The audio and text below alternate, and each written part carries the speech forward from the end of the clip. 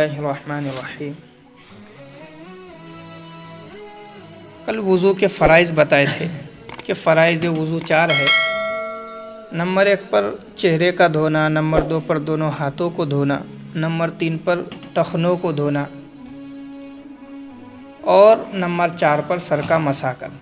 ये 4 चीज़ें फ़र्ज़ है। अगर इनमें से कोई एक चीज़ भी छूट जाए तो वज़ू नहीं होगा। हमने इसके ऊपर जदीद मसले बताए थे। सर्जरी वाले हाथ पर मसा करना, सर्जरी वाले हाथ को धोना, पाँव को धोना, लिपस्टिक पर क्या करना, वज़ू करना, वाटर अंगुष्ठ वाले हाथों पर वज़ू करने से वज़ू हो जाता है, कल बताया था। आज हमारा सुन्नतें है कि वज़ू की कितनी सुन्नतें हैं। वज़ू में कुल 13 सुन्नतें। कितनी सुन्नतें हैं? 13 सुन्नतें। सबसे पहली चीज़ नंबर 1 पर नियत करना। नियत करना ये सुन्नत है। हम लोग बग़ैर नियत की वज़ू क्या करते हैं, शुरू कर देते हैं। देखते हैं नमाज़ खड़े हुए बस फटाफट वज़ू किया के नमाज में शामिल। तो नियत करना कि मैं नियत करता हूँ वज़ू बनाने के लिए या नमाज़ पढ़ने के लिए, तहारत हासिल करने के लिए नियत करना, ये सुन्नत है। सुन्नत किसको बोलते हैं? जिससे ज़्यादा सवाब मिलता हो। सवाब की ज़्यादती के लिए सुन्नत का इस्तेमाल होता है। तो वज़ू से सवाब मिलता है, लेकिन अगर सुन्नत के साथ वज़ू करेंगे तो बहुत ज़्यादा सवाब मिलेगा। नंबर 1 पर नियत करना। नंबर 2 पर बिस्मिल्लाह पढ़ना, बिस्मिल्लाह पढ़ के वज़ू करना। और नंबर 3 पर गट्टों तक हाथ धोना, यहाँ तक हाथ धोना। नंबर 4 पर मिसवाक करना। मिसवाक करना, इसके ऊपर हमारे मौलाना मुफ्ती अफजल साहब हमारे उस्ताद है, बहुत बड़े पाए के इल्म रखने वाले, बहुत बड़े मुफ्तियान किराम में उनका शुमार है। जामिया कलकुआं के बड़े असातिज़ा में से उनका भी नाम है। तो उनकी एक किताब है अफजलुत तत्बीकिल असरी। उन्होंने इस किताब में जितने भी जदीद मसाइल हैं, कल मैंने जो मसले बताए थे ये उनकी किताब से ही बताया, अफजलुत तत्बीकिल असरी, मेरे उस्ताद है वो। तो उन्होंने लिखा है कि अगर कोई शख्स मिसवाक की जगह टूथ ब्रश इस्तेमाल करेगा तो क्या वो सुन्नत अदा होगा या नहीं। तो हज़रत लिखते हैं कि मिसवाक के 2 मकसद हैं। मिसवाक के कितने मकसद है? 2 मकसद। पहला मकसद है दांत साफ़ होना, दूसरा मकसद है नबी सल्लल्लाहु अलैहि वसल्लम की इत्तिबा करना। आप सल्लल्लाहु अलैहि वसल्लम मिसवाक करते थे, इसलिए हम भी मिसवाक करते हैं। दांत सफाई तो किसी भी चीज़ से हो जाता है ना, लेकिन सुन्नत किसको बोलते हैं? जो हमारे नबी ने किया हम भी वही करेंगे तो ये सुन्नत होगा। तो आप सल्लल्लाहु अलैहि वसल्लम ने टूथ ब्रश इस्तेमाल नहीं किया है। अगर हम टूथ ब्रश इस्तेमाल करते हैं वज़ू के वक्त मिसवाक की जगह पर, तो दूसरी चीज़ तो हासिल हो जाएगी, हमारे मुंह साफ़ हो जाएंगे, मुंह की गंदगी और जरासीम ख़त्म हो जाएगी, लेकिन आप सासम की इत्तिबा नहीं होगी। मालूम चला कि अगर कोई शख्स मिसवाक की जगह टूथ ब्रश इस्तेमाल करता है तो ये सुन्नत नहीं है, बल्कि उसको मिसवाक ही इस्तेमाल करना चाहिए।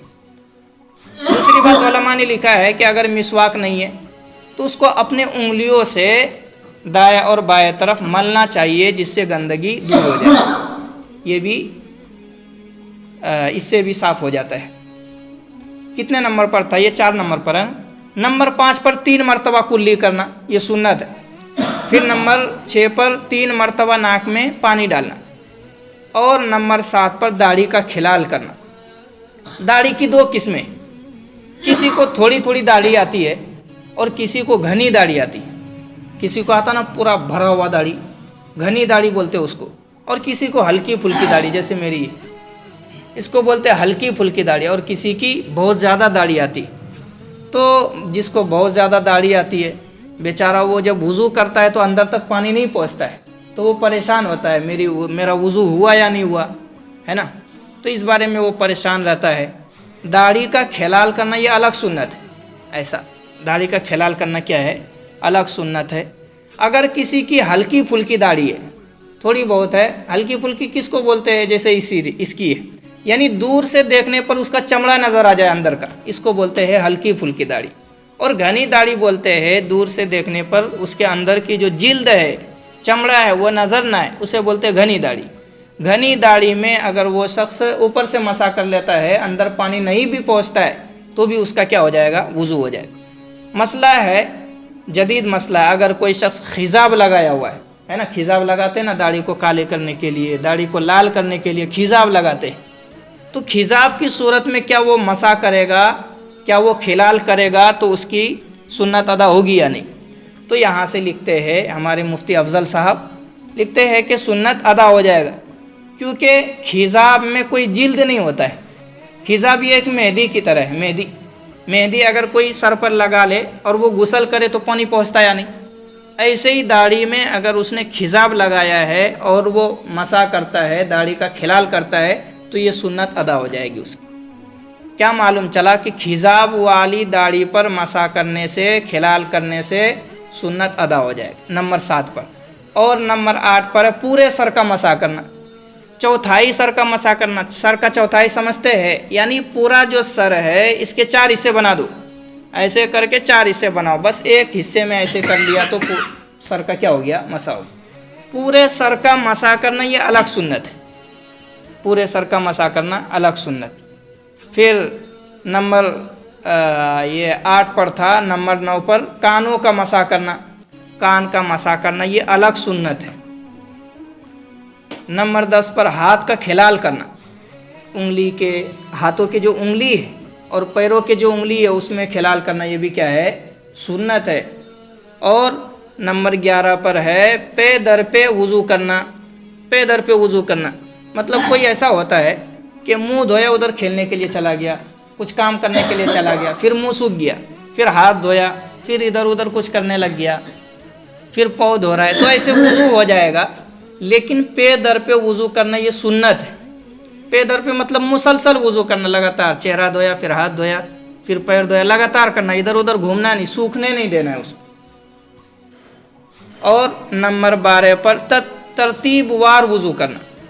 سب سے پہلے کلی کرنا, پھر ناک میں پانی ڈالنا, پھر چہرہ دھونا, سر کا مسح کرنا, ہاتھ دھونا. یہ جو ترتیب ہے نا, ترتیب وار وضو کرنا یہ سنت ہے. آپ صلی اللہ علیہ وسلم اس طرح کیا کرتے تھے. اور آخری چیز ہے نمبر 13 پر ہر عضو کو 3 مرتبہ دھونا. ہر عضو کو کتنی مرتبہ دھونا, 3 مرتبہ. یہ سنت ہے. جس طرح ہاتھوں کو گٹے تک دھو رہا ہے تو 3 مرتبہ دھویا, پھر کلی کر رہا ہے تو 3 مرتبہ کلی کیا, پھر ناک میں پانی ڈالا تو 3 مرتبہ کیا, اسی طرح ہاتھ دھویا تو 3 مرتبہ, پیر دھویا تو 3 مرتبہ. یہ سنت ہے. سوال پیدا ہوا, ہمارے علماء بہت زیادہ تحقیق کرتے ہیں کتابوں میں گھس کر کے, سر کا مسح 3 مرتبہ کرنا چاہیے نا, ہے نا, ہاتھ کو 3 مرتبہ دھویا تو سر کا مسح بھی 3 مرتبہ کرنا چاہیے. تو کتاب میں لکھا ہے کہ اگر 3 مرتبہ وہ مسح کرنا شروع کر دے گا تو وہ مسح ہی نہیں رہے گا, یہ تو ایسے ہی ہو گیا گویا کہ اس نے سر کو بھی دھو لیا, ہے نا. 3 مرتبہ ایسے کرے گا تو پورے سر میں پانی پہنچ جائے گا نا. تو مسح کس کو بولتے, صرف چھونا, تھوڑے سے باقی رہنا اور تھوڑے میں پانی پہنچنا. اگر 3 مرتبہ بھی مسح کرنا شروع کر دے گا تو وہ مسح نہیں رہے گا, بلکہ اس کو دھونا ہو جائے گا, جیسا کہ وہ ہاتھ دھوتا ہے, پیر دھوتا ہے. اسی لیے صرف مسح کرنا. تو اس سے بھی جدید مسئلے ہے. اور انشاءاللہ کل نواقض وضو, کل نہیں 3-4 دن کے بعد, کل یہ فضائل چلیں گے. اللہ تعالیٰ کے نہیں سننے سے. سبحان اللہ ونشهد ان لا اله الا الله. سبحان ربك رب العزة عما يصفون وسلام على المرسلين والحمد